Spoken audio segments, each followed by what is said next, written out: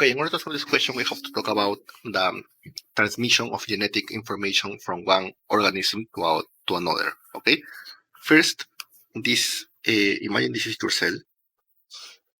Okay, and this is the nucleus of the cell. In the nucleus of the cell, you're going to have a DNA that is double-stranded. Okay, and this DNA has a lot of genes.